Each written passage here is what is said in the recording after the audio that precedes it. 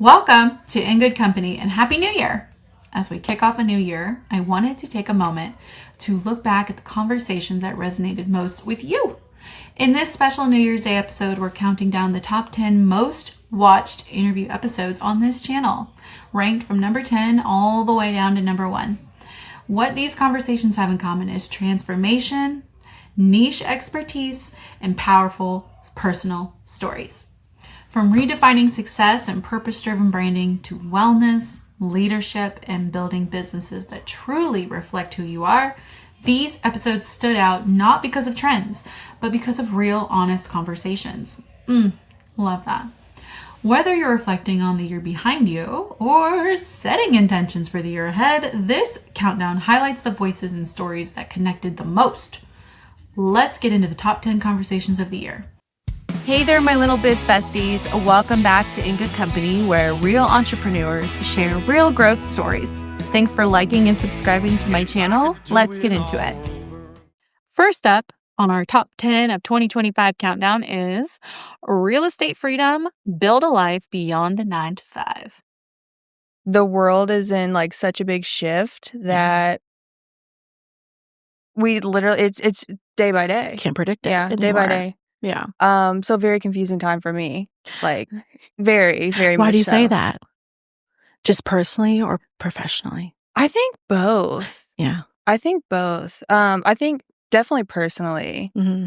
Like I come from, I worked a corporate job for a long time. Okay. And very comfortable. Sure. Like, and just younger, like living life. Doing you were the thing. probably making, if you were an Yeah. entry level, was it less than 50?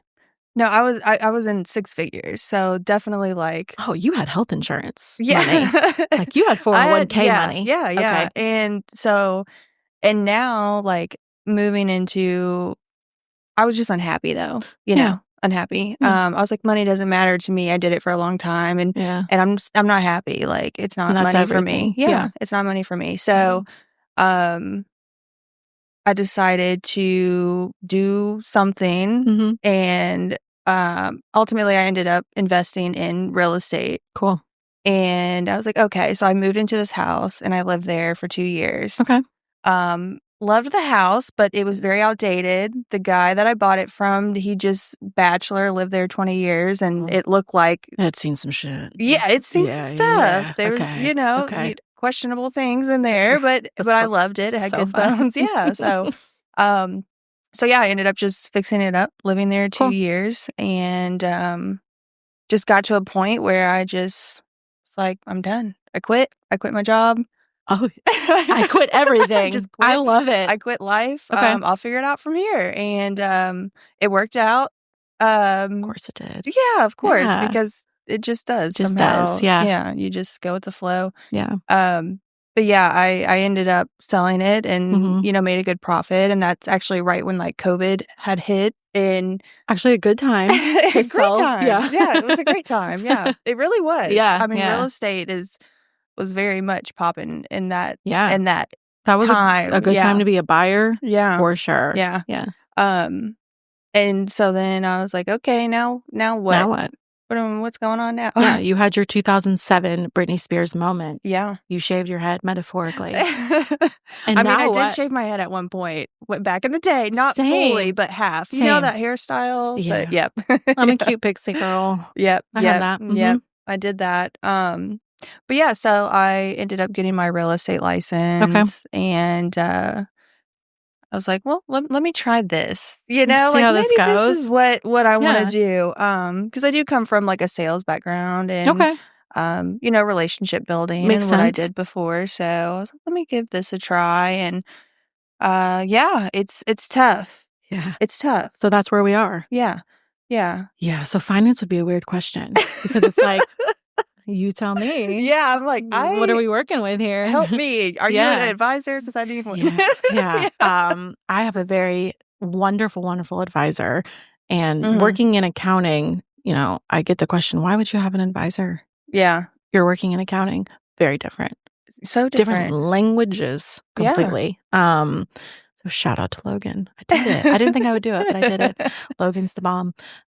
So being in real estate, would you consider yourself a real estate investor or a real estate agent? Both. Okay. Both.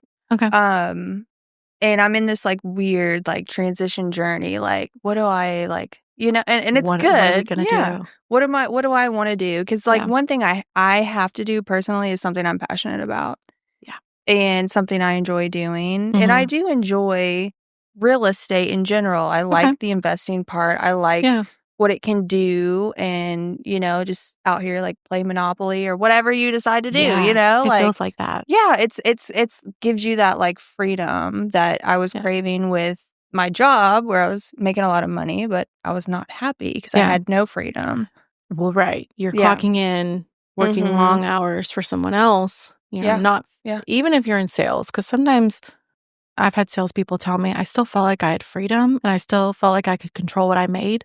But at the end of the day, you're doing it for someone else. And that's okay. Yeah. There are W-2 people and there are non-W-2 people. Yeah. And both, I see the benefit. My husband's W-2 person. And that is perfectly fine for him.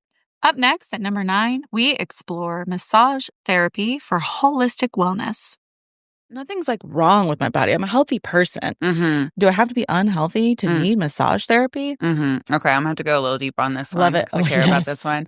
Okay, so my initial background with massage therapy was working in like chiropractic offices and medical, right? Okay. So, and for the longest time, I was very, very adamant that I'm one of the best medical massage, personal injury massage. Like, don't call me a masseuse. Don't call, Yeah.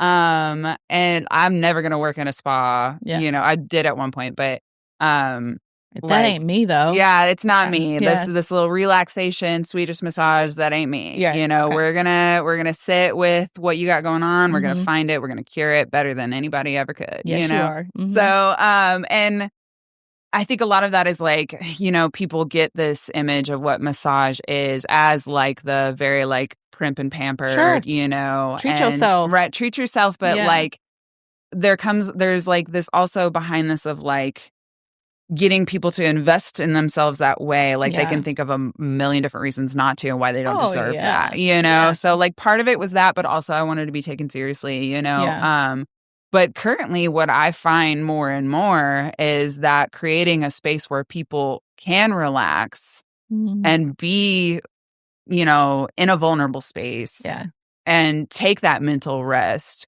like that is just as valuable, So, I mean, honestly, I don't know a person who wouldn't.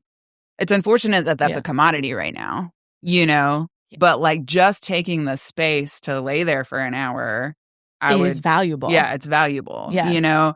and just the therapist's role in holding space for you and creating that space where you can do that is unfortunately valuable, it shouldn't be. We should be able to do that very easily, but just holding space for someone alone is worth the price, So like the environment that we create in order for people to take that mental rest and take that break from their life is enough. So I've kind of leaned away from wanting to be the best personal injury massage, person, into like really embracing that part of massage too. So I don't want to hate on that. Sure. My specialty and my team's specialty is deep tissue. So that definitely is, spending more time on the muscle and reversing posture imbalances and all that. So I don't, I don't know. I guess what I'm saying is I'm like embracing both parts of massage. So if someone was to say like, I don't hurt, I don't need that. First of all, I don't know anybody. Right. What are you, like 10? Yeah, right. Are exactly. you a child? Yeah, you have no pain? If I was to say that, like, that probably would be my pitch. It's like, okay, well. Do you have a desk job? Yeah, right, exactly. Yeah. Do you sit like this at your desk job? Yeah. Right. How long are you sitting? One of my biggest messages in sales right now is that rest is productive. Yeah. So, ooh, I like that. Yeah. Coming in at number 8 is Sarah Saylor, changing the childcare game. What do you feel like the Hive does differently as far as team treatment than where you've been or what you've seen? Oh, that's a good question. Okay, so one of the things that we get the most compliments on is our advocacy. So if a nanny is going to come to me and they're going to say they were making, I don't know, we'll say like $12 an hour, which is so sad. $12 an hour at their last position. And they're like, I only need to make, or they feel, I'll get a lot of nannies that come to, they're saying they're making a low rate, but they're scared to ask for higher, even though their credentials would support it. Like they're college educated women and they have, 6, 7, 8 years of experience in the field and they're feeling bashful about asking for $15 an hour. Because doesn't everybody hate having that conversation with an employer? Yeah, I can tell that they don't like it, and I can tell that they've been shut down before in the past for asking for it. Right. And one of the things that I really like to do is be honest with them about where I think they should be. Like I'm not going to be like, oh, my clients are going to love that she only wants $15 an hour. I'm going to be like, girl, where do you want? Yes, let's be so honest in this market. Who, like in this world, who can survive on $15 an hour if it's your full-time gig? Nobody. Not one Nobody. So yeah, just kind of being honest and making sure that my nannies feel supported. Like we have so many phone calls and Zooms and meetings where we really get to know each other. And I think a big part of that is getting to know personalities. I think that gets lost a lot. Because when you match personalities in this field, it's everything. It's everything because you got to think this person is in your house. They're helping you shape your child. Personal. It's so personal. Yeah. And I think people will sometimes focus on just like the paper of it all. Right. And it's like, no, it's so much more than that. Right. So making sure that we're thinking about personalities too, I think has been a big way that we're supporting our nannies, but also our clients. I love that. So are you the go-between? Primarily, there's me. And then I have a staff member, Amanda. She's my placement specialist. Okay. So she will help make those placements too. She'll do a lot of the interviews and share some notes with me of the nannies. Yeah. And, we'll kind of work together and be like, oh, so-and-so would love her. And maybe I send her over here. So it can be fun, It really is like matchmaking. It is a matchmaking situation. Finding who you think would work well together. And that can be really hard because if you go to care.com, which I have, I've been to care.com. As a mom looking for babysitters, especially if you're in a new area. I don't know. Well, it's the most prominent site, right? Yeah. Like when you're thinking about, I need a babysitter, you're probably going to think about getting on care.com. I'll go here. Background checks. Yes. And then there's nowhere in care.com that I found that I can put, would like someone that does this. Yeah. Or would like someone that's okay with this. You have to think through it all. Yeah. You're spending hours. Oh, yes. It felt like, this is so dramatic. And I realize that this is me as a person. It felt like a part-time job. No, I say that all the time. Okay. I literally say that all the time. No, because that's what you hear from so many parents too. They're like, I am weeding through application after application after application. Half of them are garbage. The other half are trying to tell me that they need a different schedule than what I have put up there. Like it's why just do you apply to this? Exactly. If we're clearly, it's kind of like when I want to sell something on Facebook Marketplace, my stomach hurts because it felt the same way. Here's what I have. This is what I need. And people are like, okay, I see it's $100. Will you take 10? Yeah, exactly. Same energy. Yes, same energy. Trying to find a person. So spending those hours weeding through all those applications, trying to figure out how to even put a post together. Yeah. That was hard too. I need a babysitter.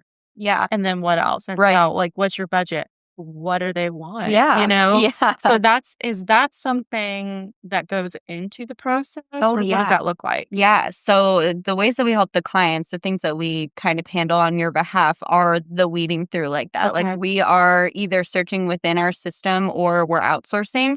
And when we outsource, we're doing all the weeding. The candidates. And sometimes it's like hundreds of applications that we're looking through. We're doing background checks on your behalf. Okay. We're doing reference checks on your behalf. If somebody has something on their resume, like a degree or a CPR certification, we're double checking that that's true.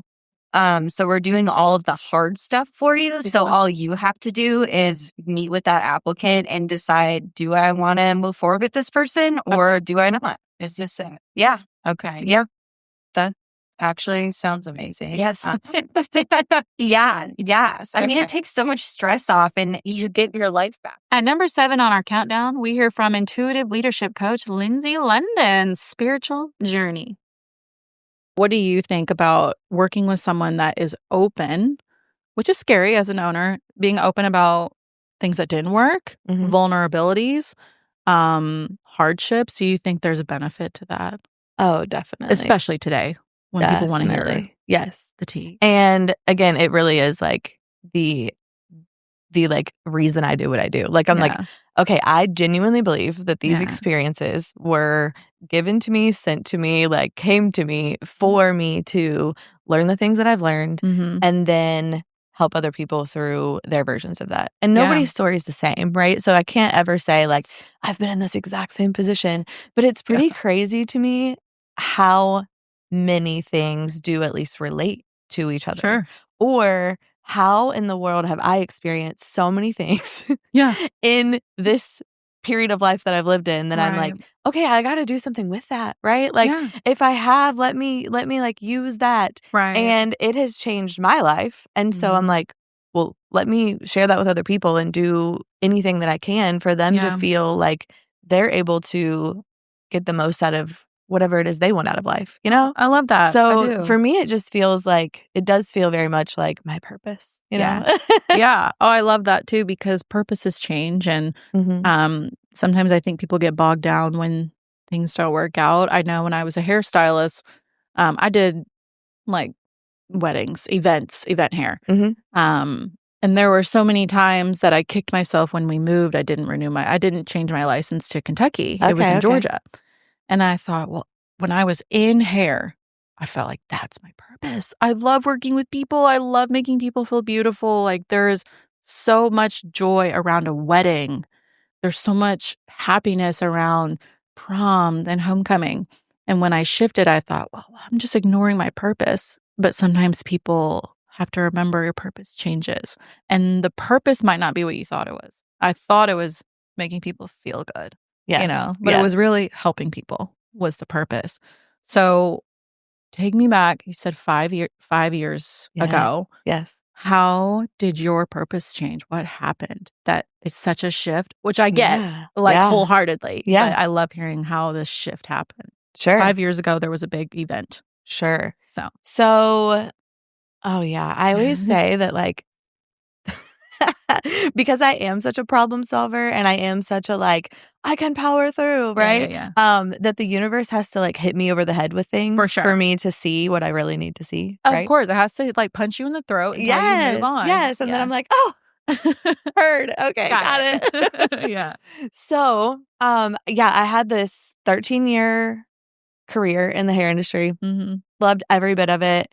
And it was like, it genuinely felt like my purpose, right? Like I was like, I'm going to do this for the rest of my life. I'm here forever. I'm in it. And what was really cool about that journey, just a little sidebar, is that I did hair, but I was actually working with a company that also had a product line, a distribution company, and a whole education base as well. Nice. And so through that, I was able to do a ton of educating for our own team. So I was the director of the space and a co-owner.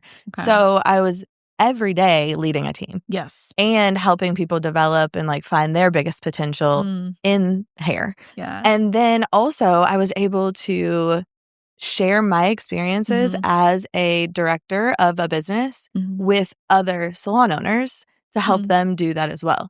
So learning some it was like this evolving purpose, right? Like hair is what led me to find all these other things that I really loved within that industry. And so that evolved, and I really did discover that I like helping people. Like just like you said. Like I like helping people at the core. And hair was the vehicle for that at first. And then I learned new skills and had new life experiences.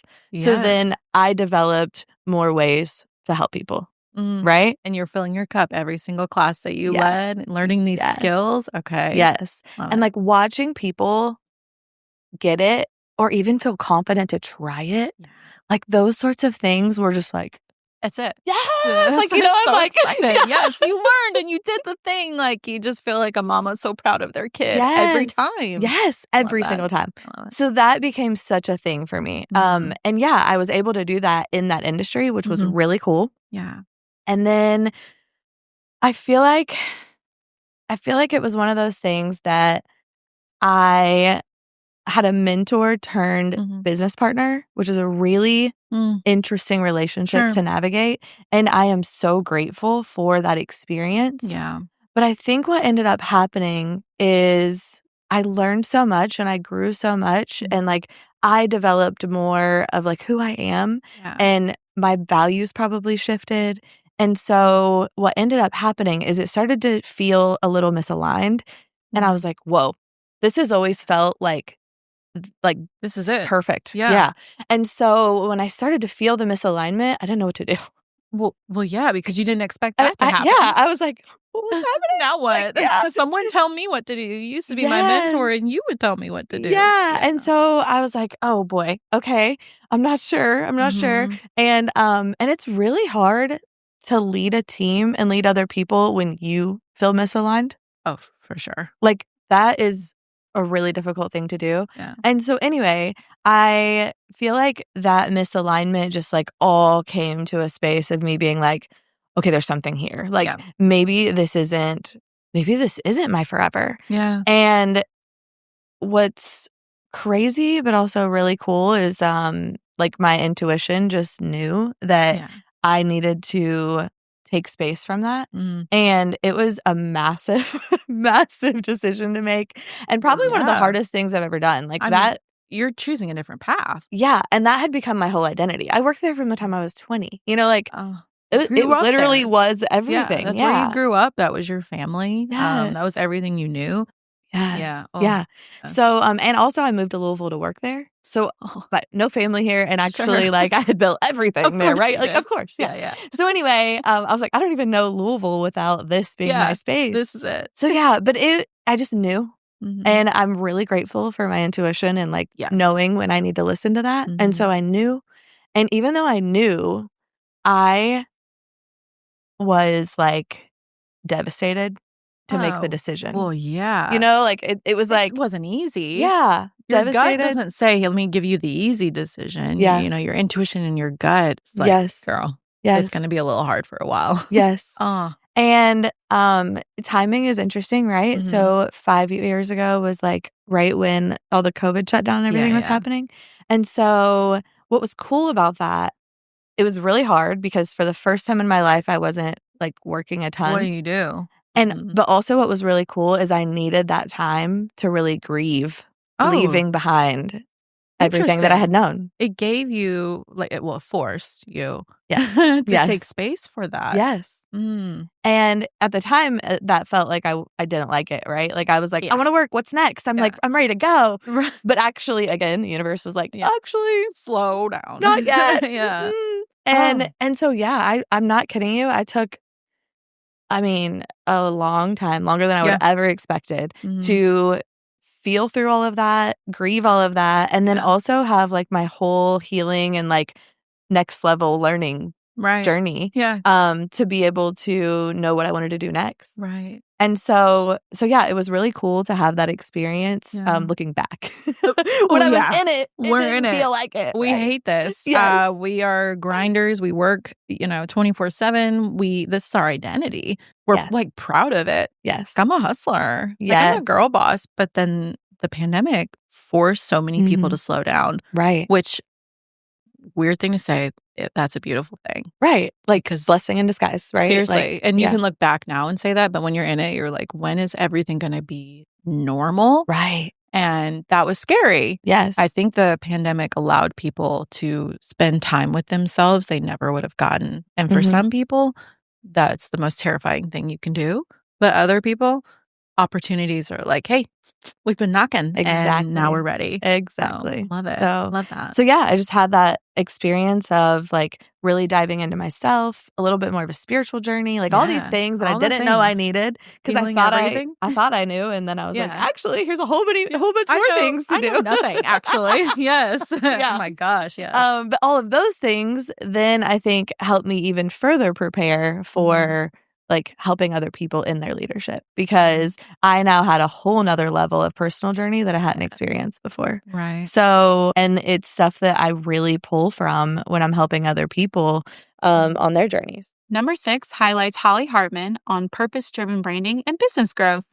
I crave spaces where there's curiosity present, not judgment. Mm-hmm. And in the world that we live in, there's very few spaces I feel like that those 100% exist, right? Mm-hmm. It may look like that on the outside and you're like, whoa, what just happened? I just got whiplash from something. And so all of the spaces I create, I intentionally try to create psychologically safety.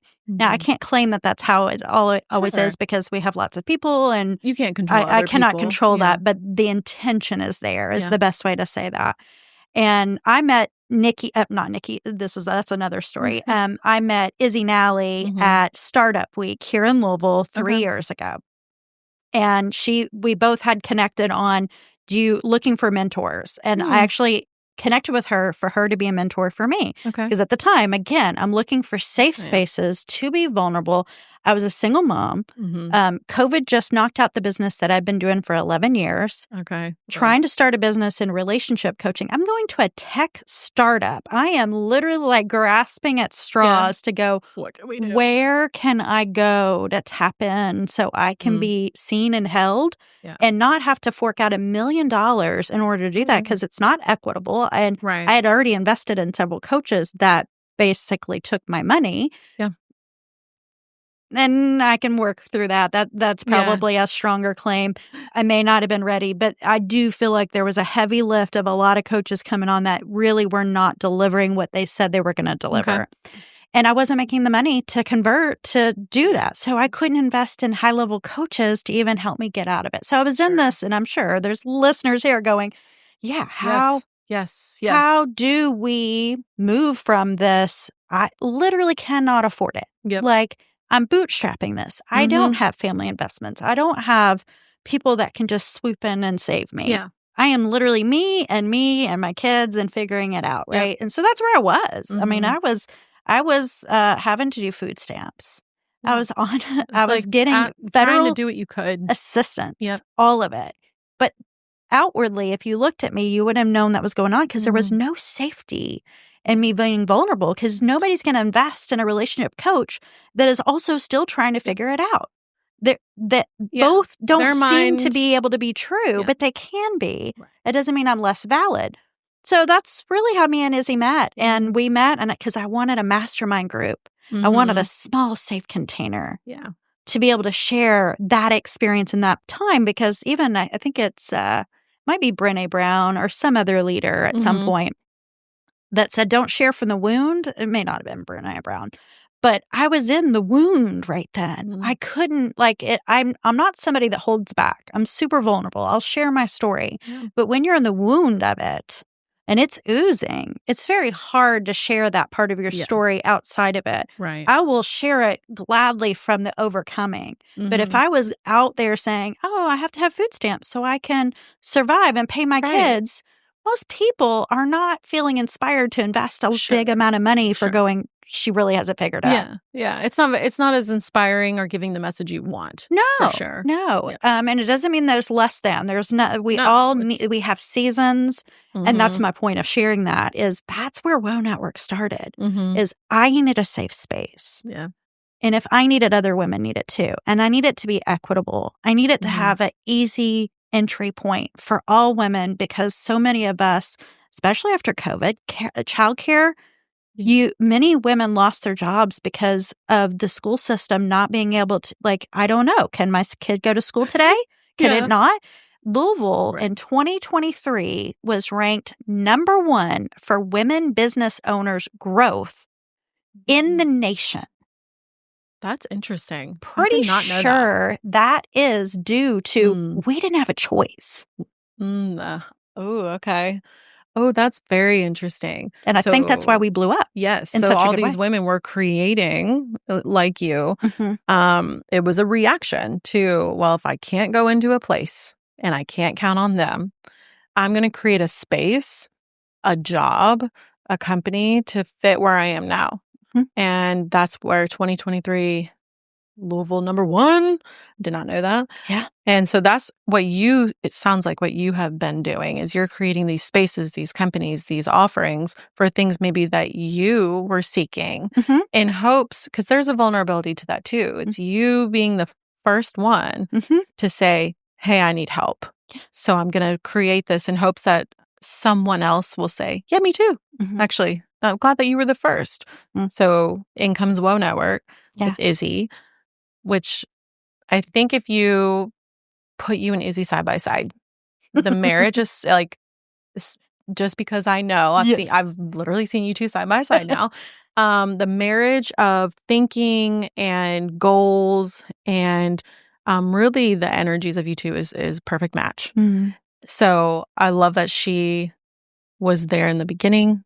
We've been there ever since. And you have created this network for a bunch of women that raised their hand and said, yeah, okay, I need this too. So years later, it is now going through a change.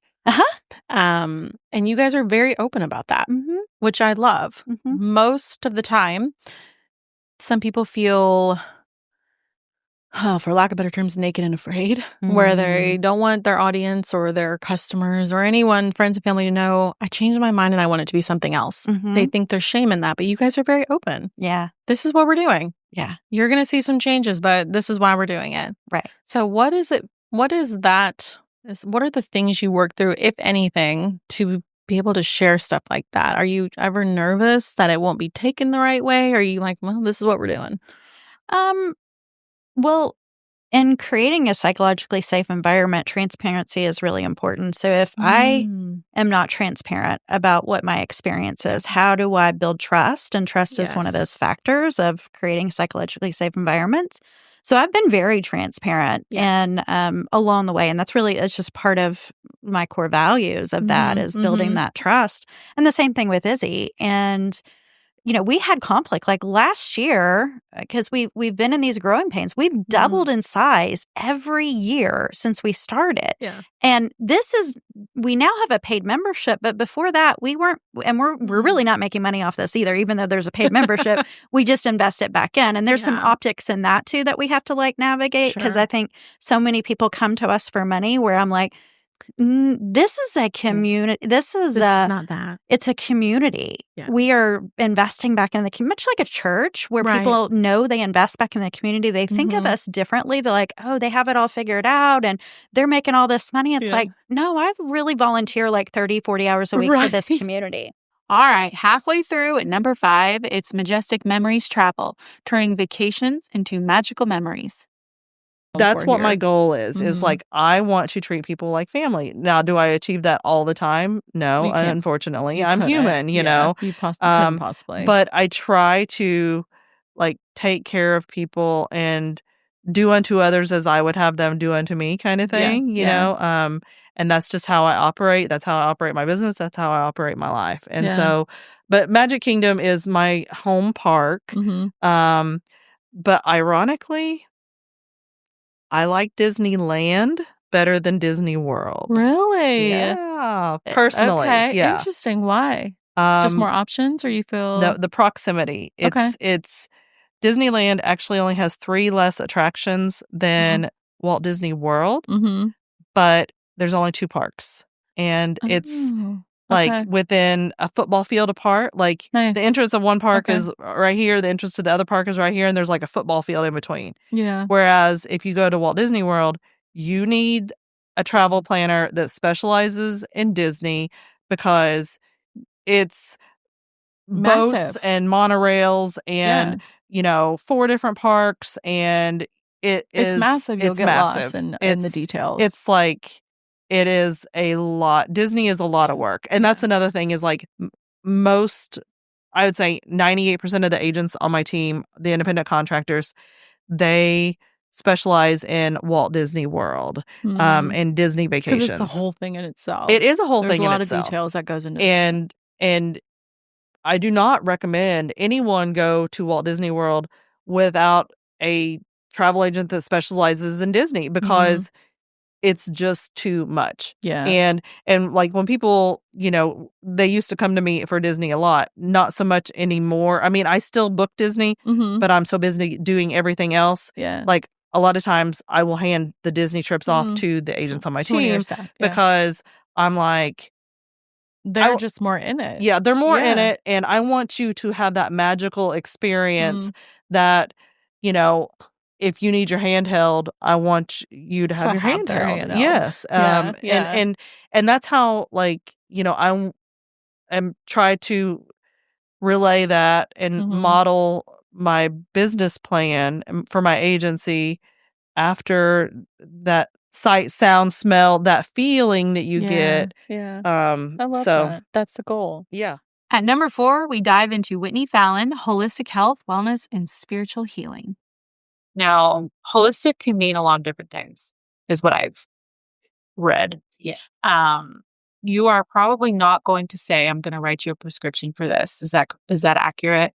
Yes. Okay. Okay. But more of, let's meet a few times and see where we need to go from there. Is that what it would look like? So for me, I don't have patients. I have members that are part of the wellness group. Okay. And I don't diagnose, prescribe. Instead, I collaborate with people and finding out what is going on with them. Yeah. How can we try something, and make sure it's something that they're going to do. Right. Because, I could sit here and say, hey, I'm going to prescribe this diet for you. And if you're like, I'm only 10 things on that list, I'm not going to do that. then it's not going to work for you. Yeah. So it's really kind of designing that to be what it is. So I'm kind of working on this new group program that's utilized this method that I've had of creating the analogy between a home renovation and renovating your wellness. Love it. And like you talked about, holistic can mean a lot of different things. Yeah. Well, holistic in its name of itself is talking about kind of the 8 different dimensions of wellness. Okay. And so it's looking at it from a whole perspective. Yeah. Not just one piece. And, I see a lot of times in the medical field, which I was guilty of as well, being in specialty, we laser focus on that one part. thing. And I think what really misses is that's not what's going on with the whole person. There could be a lot more layers of it going on. Right. It all connects in some kind of way. Yeah. Okay. I remember one of my first clients that I actually had, she said, this is the first time I felt like someone has looked at me as a full person, not just pieces of me.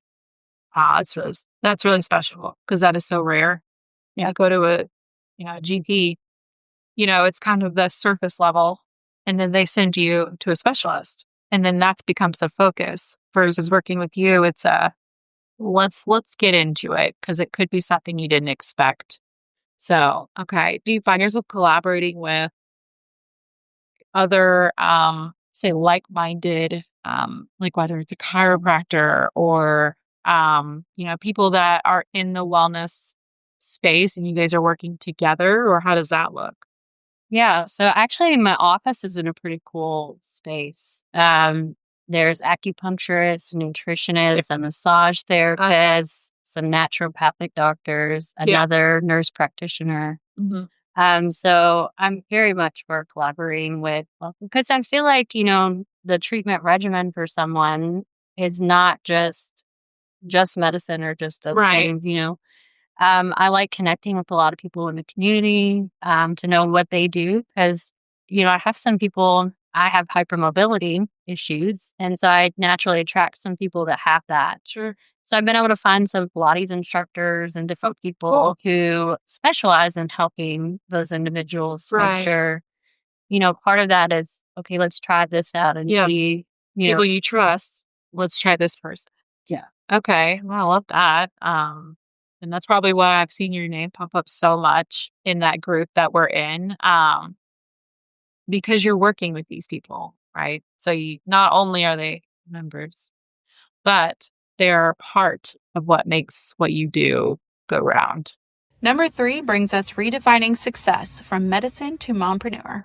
You moved over here in 2019. 2019. And then the goal was to practice as a physician. And that's like everybody's dream. That's not America.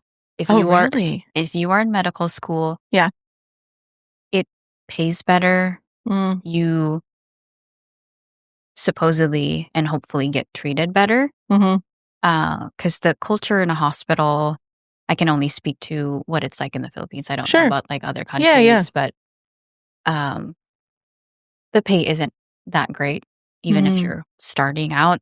And I know physicians here, when they're doing residency and they're training, like they say the same thing. Like you're working 100 hours a week and you're getting paid in their heads like nothing. You're still paying for student loans and all that stuff. You're grinding a little bit. You're dealing with I'm going to just get through this for this reward. Right. But you know, at the end of the tunnel, you feel like a leprechaun because you know there's that pot of gold. And you're like, okay, like I'll get through this 4 years of suffering and I'll be fine. And I'll be great. I'm going to be so good at the end. Okay. And while I was, trying to get my exams completed, which is a ton of money already, not have a job, did not have a car, did not have a home, came here with, and I couldn't work. I didn't have the permit. I was on a tourist visa. I was here to get my exams completed, and then you can always go back to your home country and then just wait for the results and you want to study there. But I was looking to get experience in a hospital which is common. They call it observerships. Where you observe or you get hands-on experience. So is it paid? No. Of course not. Not. That's silly. Okay. You're getting paid in exposure. Love that. Okay. And but that's how do you do that and pay your bills?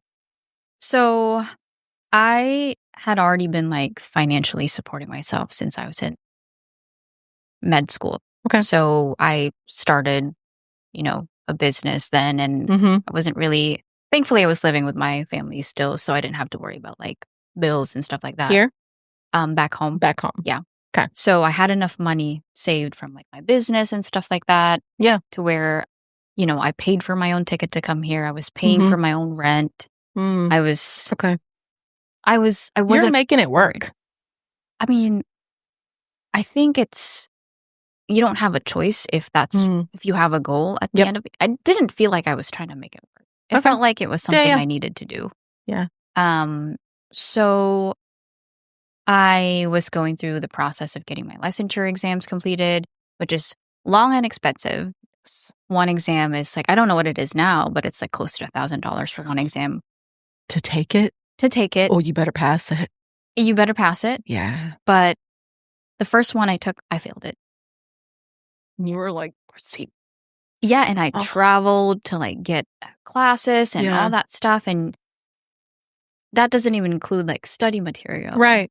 And all these thingamajiggies that you have to pay for. And as I was going, and it took me a while. It took me maybe 2 years, and I wasn't even done yet completing all, because you have to allot time to study. I'm not a very book smart person. It takes me multiple.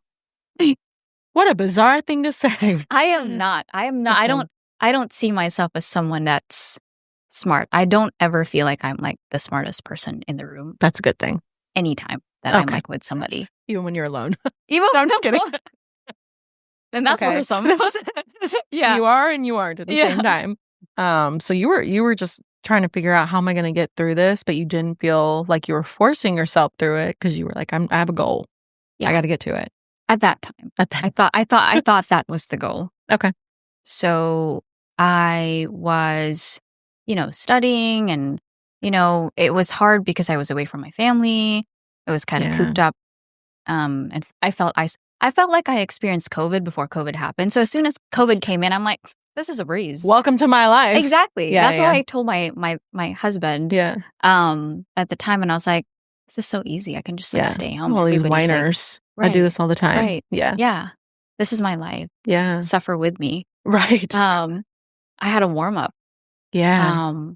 So I not quickly, but 2.5 years after, being so entrenched in studying and like hustling and like, I'm going to, no matter what's going to happen, we a doctor. And then I met and this is COVID then, I met, he's still the director of the Department of Psychiatry at LSU, Dr. Ron Bailey. Yeah. He introduced me to academic research. Yeah. Not clinical research, but academic research. Everything was remote, but I realized, and I was like, wow, there's life outside of practicing as a doctor. This is I had a light bulb moment. Yeah. And then I think when you're too into, you're in the trenches of it, you fail to see in your tunnel vision, right? Yeah. You fail to see what else is out there and what else is possible. Yeah. And especially if you're, completing medical school in the Philippines, there's no other like path for you to take at the end of medical school, except for, practicing as a physician. I see. It's different now. Right. Because there's, pharmaceutical industries and all that good stuff that you can like pivot to and all these roles. And so I was like, wow, like, one, I'm good at this. Two, I don't want to practice as a physician. I never wanted to. Interesting. I never wanted to. Yeah. But I never admitted that to myself until I was pregnant with Lucia. Oh, gosh, the pregnant realizations that hit you. Runner up at number 2, it's the insurance artist, because your business deserves care. I don't think you should sell yourself short, because you have you're very good at, when you go into a room, you might not notice this because you're just doing your thing. You have a very, I'm all over the place energy. Ooh. Like, you don't have to be in a place for someone to be like, oh, Rob must be here, in the best of ways. Thank you. Not in a scattered way, not in a, I don't know where I'm supposed to be. It's like, oh, we're okay because Rob's here now. Well, It's a presence. It's a presence. Even, with my firm, anytime you send a video to talk to me about the insurance that I am signing up for, because you have all of our insurance. And we appreciate your business in every way. The team and I always because they watch the videos. They don't have nothing to do with my car insurance, but we're like, I know when you watch the videos. Oh, you do? That's part of our platform. We get a notice every time somebody watches a video and the percentage of how long they watched it. The amount of times? Oh, sure. Yeah. That's okay. Nobody judges. And you're not even top 5. So, really? Oh yeah. That's some people. The purpose of the purpose of sending a video in insurance is to make sure that we dictate and that we put into some sort of record the kind of coverage that we're offering. But equally as important here, you got to be comfortable with the people you're doing business with. And there's no better way to become more comfortable than looking somebody almost in the eye. Yeah. And again, with COVID, it made it even easier. But it is interesting that I had we've done 20, as of yesterday, 2,337 videos total since the time that I signed up for the subscription, which was 2017, back when I was Holtzman Insurance. I'm shocked, actually. Actually, it was 2015-ish. It's been, almost 10 years that I've been doing these videos. I would have expected so much more. Well, I know. We're just popping them out. It's just, again, so important, but also it was a great business strategy to have that connectedness. Because not only do you have connectedness and allowing them to watch it, so then they forward it to their spouse, they forward it to other people for referrals. Or their whole team. And their whole team. My bad. Right. No, I didn't know you that's could the see idea that. behind it. Okay. But again, the point is that there aren't many things that we perhaps give ourselves credit for being out in front of. Yeah. But it was obvious because, when we started The Insurance Artist, we started it in September of 2020, which was COVID. Really? Oh, yes.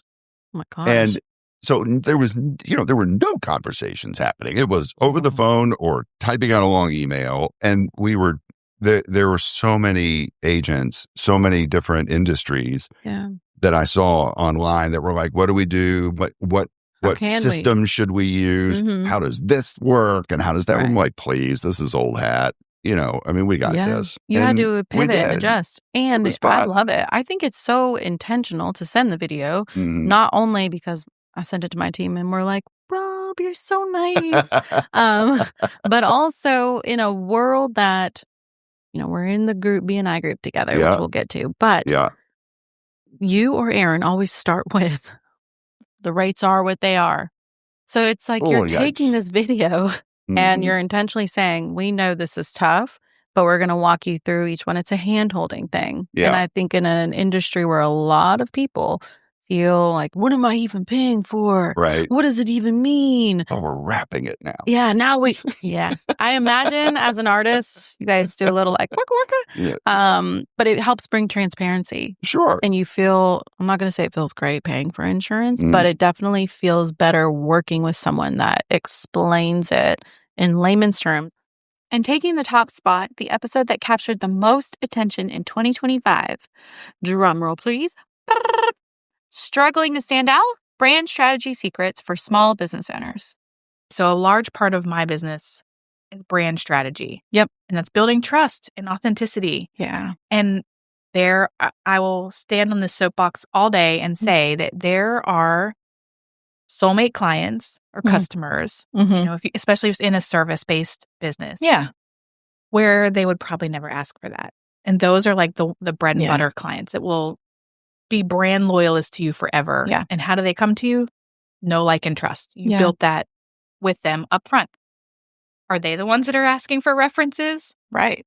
Or different. Is it the ones who don't really know you who are just looking for an answer the to their service problem? Service. Yeah. And so like part of after that year of like learning like what I wanted to do and didn't want to do, a lot of that was really realizing where I shine too, where we find the synergy in those clients. Yeah. And a lot of it was being that brand strategist. Like it's more than just digital marketing. It's more than social media. It's more than a podcast. It's more than a blog. Yes, that, creates your voice in your industry. Sure, yeah. Authoritative, whatever.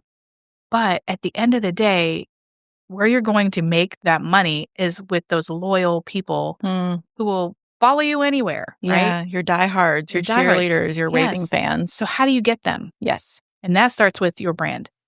Whether you're a solopreneur and it's your face and everything from when you walk into the room, how you're talking about your business to what you're saying on social media, how you're being authentic. It's all encompassing. Okay. And whether that's your brand or maybe even you're working for a company. Yeah. And you're just knowledgeable in your industry. How can you support that brand? Yeah. So it's bigger than, just any one thing. And that's almost overwhelming sometimes. Thinking about, if you're working for someone else as a business professional, you're like representing them to an extent, but the company isn't relying on your face, on your words, or just relying on your service that you're providing for them. And if you go to start your own thing, as someone that is maybe always been behind a screen, maybe only posted photos that you heavily went back and forth, like, do I look okay? But I'm going to put my kid in front of me, so now it's cute. Yeah. Like, or my dog. Yeah, dogs, yes. And then having to take that leap of, let me figure out how to make my brand appealing and still feel authentic. Yes. So your year of yes was discovery. Yes. Figuring out who you wanted to work with and what kind of brand you wanted to build as a brand person. You probably overthought it a little. 100%. I have a sounding board of, which I think every person needs their tribe, right? Yeah. But I have a sounding board of lovely ladies that I will call up and be like, oh, does this sound Or does this service make sense in like everything else that you're experiencing or coming across out there? Like, does this fit? Right.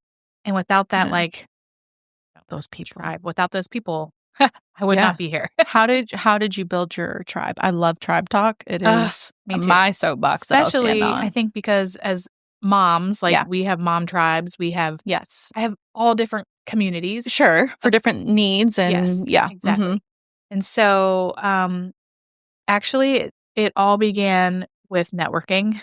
And getting the right people. Like you know, when you walk into a room and there's 100 people, there's like usually one or two that you click with. And you're like, you're my people. I like you. Let's hang out. More than just get coffee. Like, let's do things together. Let's be real people together Let's be instead real of people. selling. Yeah. Which is another thing I will talk about all day long. When you go to a networking event, don't go to sell something. Go to make a relationship. It's icky. It's icky. People can feel it. Yeah, it's like the used car sales guy. Like, you just don't want to go on a car lot because you know if they see you, they're going to sell to you. Yes, like go in there thinking I'm here to make a connection. Whether that's like I'm looking to build, I'm looking to build my business and I need people in the health and wellness space. Go in mind looking for the people in the health and wellness space and intentions and start a relationship with them. Don't walk up and say, I do digital marketing and I can handle your social media. Right. No, we don't do that. And that's a wrap on our top 10 most watched conversations of 2025. If these stories inspired you, all of these episodes and more are waiting for you on the In Good Company channel. So be sure to subscribe and never miss a conversation. As we step into the new year, remember, growth is a journey, and every story, every lesson, every bold move brings you closer to your own success. Here's to a year full of learning, leading, and living in good company. If I could do it all over again, there'd be no wish I would or should have been. Spend more time with my family and friends. If I could do it all over again, I'd wake up early and start my